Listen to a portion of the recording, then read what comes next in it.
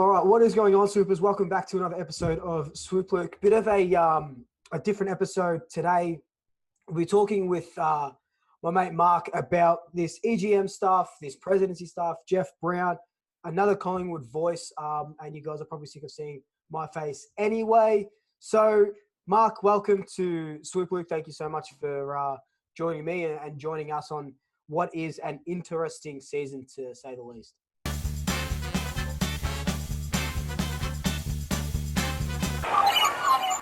Thanks, Luke. Yeah, very, very interesting. A little nervous, to be honest, to put my face to my Collingwood opinions that I put online quite regularly, but I suppose someone's got to be brave enough to do it.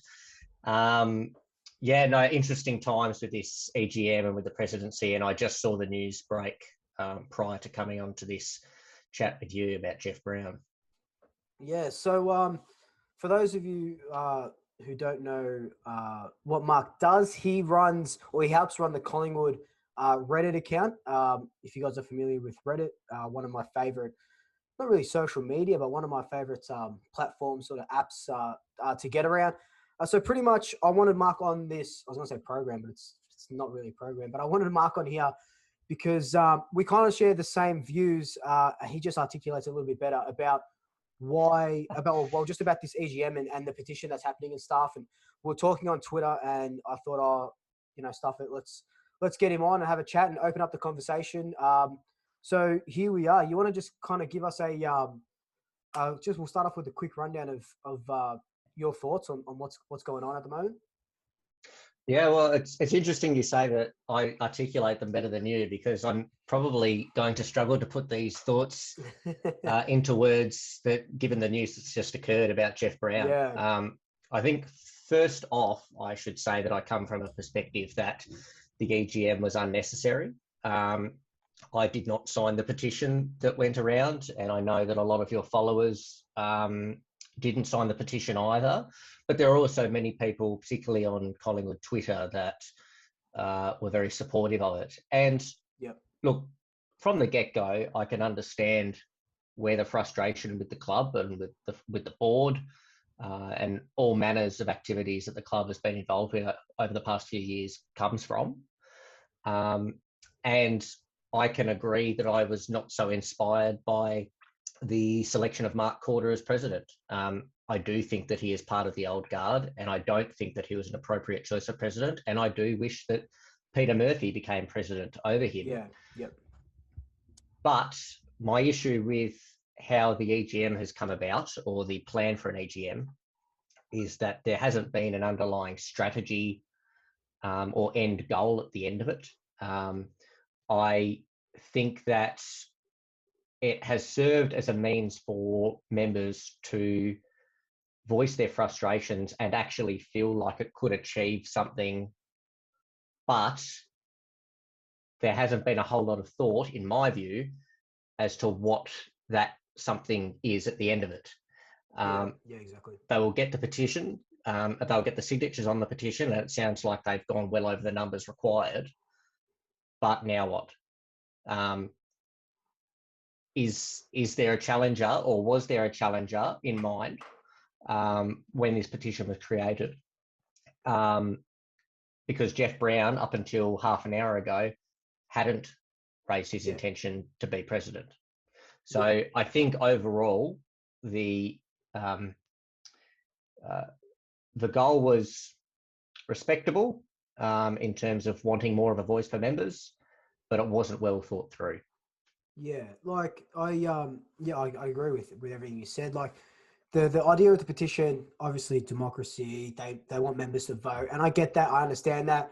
There hasn't been a members vote since Eddie's EGM, 24 years ago. What frustrates me the most, and I kind of haven't put this out there, of trying to be a little bit atypical when it comes to this, because I don't really want to separate any of the parties, but like it's kind of like, I'll get to the Jeff Brown thing in a second, but I'm just, it feels like there's a, like you said, the old guard with Mark Corder. We'll start with there. He was Eddie's second-hand man. He's been there for 14 years. Everyone else on the board has been there for, I think, less than 6. So I can see that Corder probably wasn't the right guy to go about it. Murphy obviously saw that 2017, or end of 2017 season overhaul of all our coaching departments and stuff like that. We go on 2018 with some new assistants, get within a kick of a premiership. Then it starts falling apart. Eddie leaves. Everything starts snowballing. The thing with the EGM is, yeah, cool. I love the idea that these guys and girls are just, they want to be heard. That's awesome. And I know the club's definitely hearing them, rightly or wrongly, but one of their main arguments or their main points, and David at Turtle Magpies, I think his Twitter handle is the guy that's David running Hatley, this I whole. think. Yeah, so the guy that's running this whole thing is, you know, this bunch of supporters have been outraged or upset with the club since 2017, 2018, and you think, oh, they're saying they've been upset with the club since 2018, 2019 when we were actually doing well. How come no one has well, not that I seen anyway, no one said anything? And then all of a sudden Eddie leaves and it's just like, okay, we haven't voted for a president in over 2 decades. All of a sudden this guy Quarter comes in and we don't like it. We haven't seen what he does. He's been in there for a month and a half. But all of a sudden we've got no one better. And let's vote on the same board members pretty much. Yeah, look, I agree where you're coming from. And I do wonder where this frustration with the board and the lack of accountability from members was when Eddie was president. Maybe it did exist and I just wasn't aware of it. Yeah. But I think that Eddie leaving in the manner that he did, and the break between his leaving and Corder being sworn in as president has allowed these feelings that may have been there for 2 decades to actually come to the fore.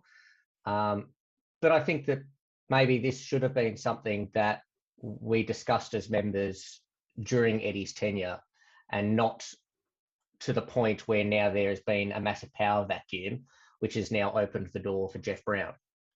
Yeah, exactly. Like, if this, I don't really follow, other teams closely or what they do. I couldn't name you more than 2 presidents in the AFL at the moment, but I don't think there are a lot of teams, members that vote for their presidents, or not that I've heard. Anyway, like I know Carlton just appointed a new president a couple months ago, and that was their former president who picked him. So it just seems like you said, it's admirable what they're doing, and power to them. That's the freedom that we're blessed with within Australia. But I just feel like, just why, not why. I know why, but it's just like, why? you know what I'm saying? Yeah, I do. And I think what it comes back to is that you and I both respect the fact that members do need to have a greater say in the running of their club, and hold the club accountable, and not just by being able to vent on Twitter. I think actually having a say to the board is important. And Jake Nile wrote a great piece in The Age a couple of weeks ago about how there's a democracy deficit at football clubs, and football clubs nowadays are designed to be that way, exactly. wrongfully, in my view. But the EGM, I am really, really, really concerned that if this petition is handed to the board and the board positions are spilled, then old mate Dazza from Broady at the local pub will stand up and say that I've got the footy now to be president, even though he just gets pissed all day. He's got no business acumen, nothing like that. He just happens to be a Collingwood member. Now, all respect to Dazza from Broady. I mean, the last president was Eddie from Broady. But the fact of the matter is that members, I think, are going to use this opportunity to really let their emotion get the better of them and not really critically think about who they want running their football club. Yeah, and I think that's a big part of it. Like I saw some, I don't know if they were Instagram comments or tweets where it was just like, you know, if we vote on the board and it's the same people, so if the board spills and we vote and it happens to be the same people from the current board that are on the next board, that's fine. We just want to vote. Yeah. But it's just like, how can that be your argument for wanting to spill the board and vote if the you know, I know it's like it's a hindsight thing and it's a hypothetical, but like it just doesn't make sense that that's your go-to argument that, oh, if it's the same people that's voted in, that's fine. They're the best people for the job. We know that they're the best people for the job. They're in the job, you know. And you got the likes of Paul Curie there, who's vice president, Jody Sizer, vice president as well. And I know there's been a bit of that Dr. Bridie O'Donnell, you know, with her voting rights, and that, yeah, you can see that kind of irked some, and then it just lit that fuse a little bit more underneath these supporters. But it's just, you know, and now Jeff Brown coming out and saying that he's all good for president. I tweeted about a couple of weeks ago where I said, I'm all good for someone coming out and saying that they want to be president, but come out before there's this petition for an EGM and say, look, I don't like how it's being held. At the next AGM, I'm going to run for presidency. And then these guys get the petition, they do an EGM, and Jeff Brown runs. That's fine. Yeah. I just find it almost weak after they've got enough signatures for him to come out and say, actually, now I want to be president. Yeah. What I was saying was I haven't had the opportunity to really formulate a strong view on this Jeff Brown issue that has just come out. But I did read the Mick Warner article and read what Jeff Brown had to say. And I didn't read a single thing from Jeff outlining why he would make a better president and why his board ticket would be a better board. He mentions that Collingwood is in a malaise at the moment, which we can all see. Yeah. But what's his vision? Like, there's nothing there. That's case in point. Is this the guy that we want us leading? And this is obviously the person that everyone has been voting for. They're like, Jeff Brown will save us. Jeff Brown. I posted about it in my Instagram, and everyone's like, oh, here comes a savior. We know nothing about him. We didn't know he existed until a month and a half ago. I've seen the same photo of Jeff Brown hugging Eddie Maguire. Yeah, in my that's the only photo they have of him for months. Exactly. Yeah, exactly. Because he cool. He was Channel 9 boss or whatever. He nearly had the AFL commission job. He knows the rules. Cool. He'd be an awesome president or whatever, or you know, just an awesome person to have in the club. But what are you going to do? Come out and say, if you want this presidency, take it by the balls and say, if I'm president, I can guarantee you Buckley's going to get a 3-year extension. I can guarantee you Buckley's going to get the sack. I can guarantee you this is going to happen and this is going to happen. You know, when Trump came out and said he was running for presidency, everyone laughed. But then he said, I'm going to do this, and this. Then everyone was like, oh, hang on a second. You know, the backwards America people were like, oh yeah, that sounds good. That sounds good. Because at least he knew what he didn't know what he was talking about, but he knew what he needed to say to get those votes and to get the people on his side. Exactly. If Jeff Brown's coming out and saying, oh, Collingwood's in a rut, oh, Jesus Christ, mate, Victoria's in lockdown. Anyone can say things that we can clearly see. Tell us something that we don't know. Yeah. So a few things on that. So he's also mentioned in this interview that he's put together a ticket of about 4 other people, I believe. He hasn't mentioned who those 4 other people are. He's mentioned that 3 current board members will be able to stay on the board under his leadership. He hasn't mentioned who those 3 board members would be and why those particular board members deserve to stay on. And also, he hasn't commented on any of the big issues that are facing the club and what the current board is facing heat on. What's his view on the salary cap situation and how we traded out Trelaw, Stevenson, etc. What's his view on the Do Better report? What's his view, as you mentioned, on the Nathan Buckley situation, the contract situation? These are all the big issues facing the club right now. And we don't know point one from Jeff Brown about his view on any of it. Exactly right. And for him to come out in an Article 1 behind a paywall, exclusive, I get it. Herald Sun has to make their money. That's fine. But for someone to say, I want to run for presidency, and I know people who don't like the Herald Sun. They're not going to have subscriptions, and they're just going to go off secondhand information now of or screenshots and stuff of this guy who could be our next president. But it's just I don't want him to do a State of the Union address and breaking news all over TV, or come out on. I'm sure he has some sort of social media account or something that is like, here it is. Here's my plan. Excuse me. If you're going to come out and tell us, like you said, those three big things, the salary cap, the Nathan Buckley, and the Do Better report, give us something, because at the moment he is no better than Corder, who we still don't know anything about. Because Corder, I'll admit, exactly right. I know nothing about him. Just that he's been on the board for so long. Yeah. So they're both in the exact same boat, except one's president and one wants to be president. Yeah, I think Jeff Brown's social media account and the way for his views to become public is run through his son. I don't think that there's any Tom official Brown. Account from him. But look, I think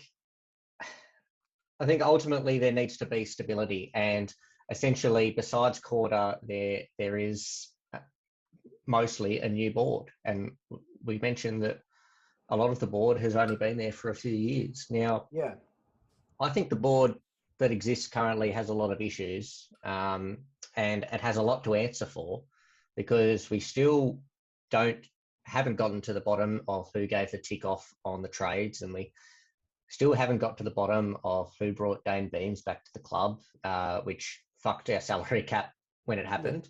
Yeah.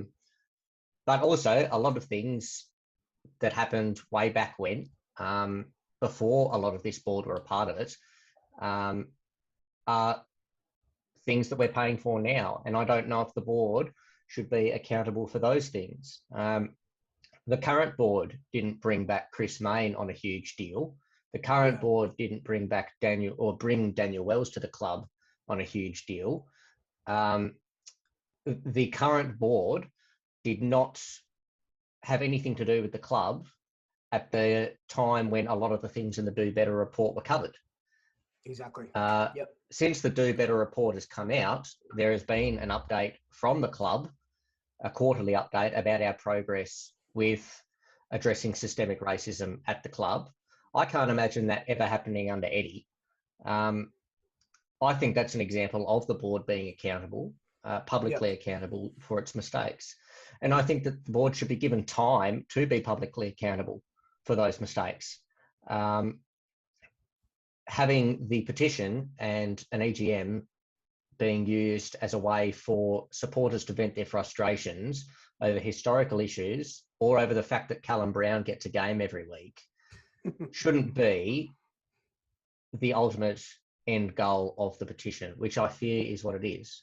What I will say, though, Luke, is, having read this interview with Jeff Brown,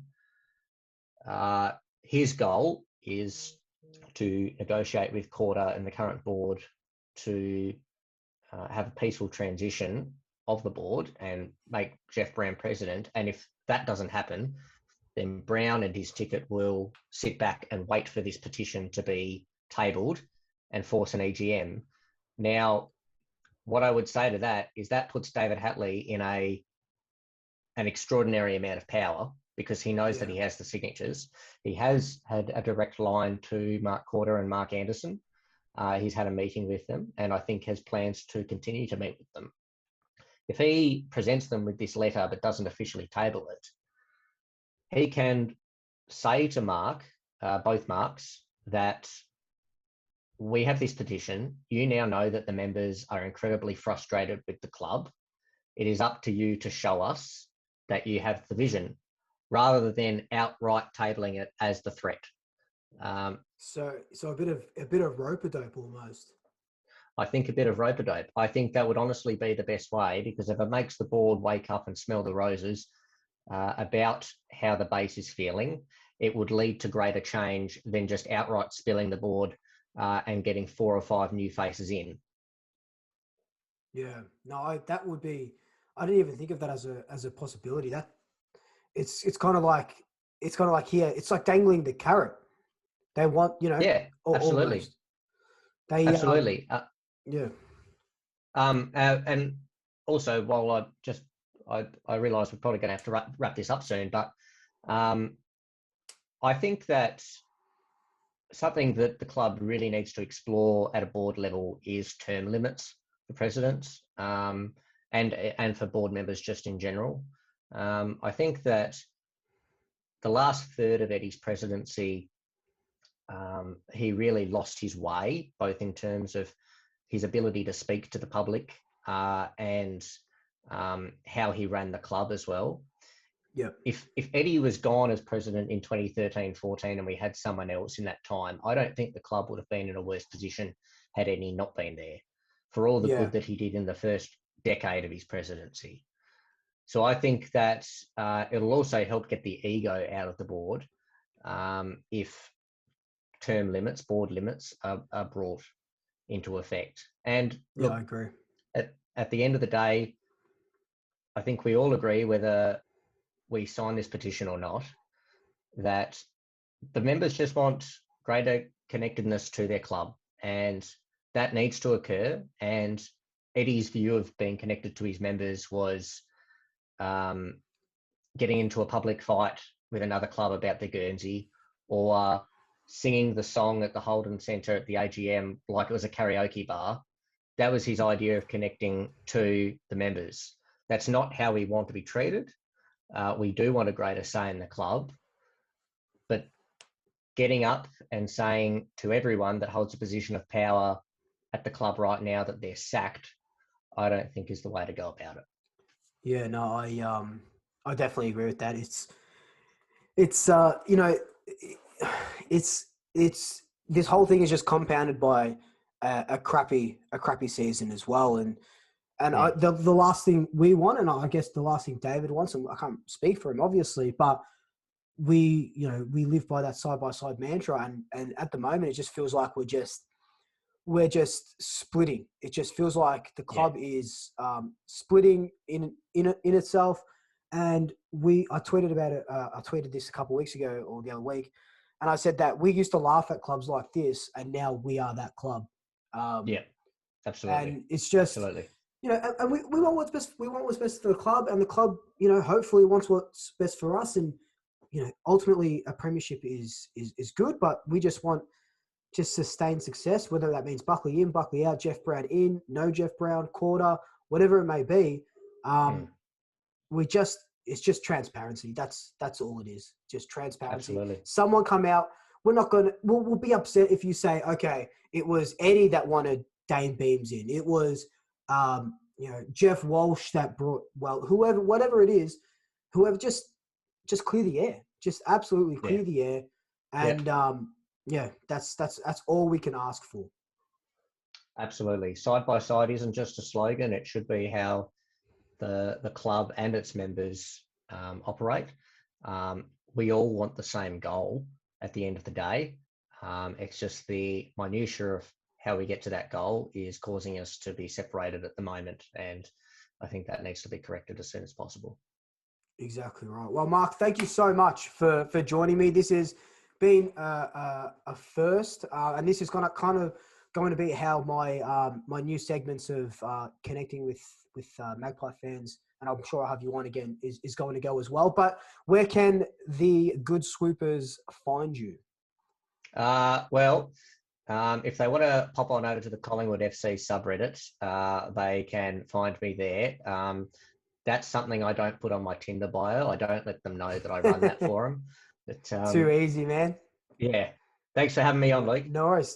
Thank you for being on. Enjoy the rest of your night, and I'm sure we'll talk soon. Absolutely. Thanks, mate. Thanks, mate. Cheers, mate. Bye. Bye. Ooh la la.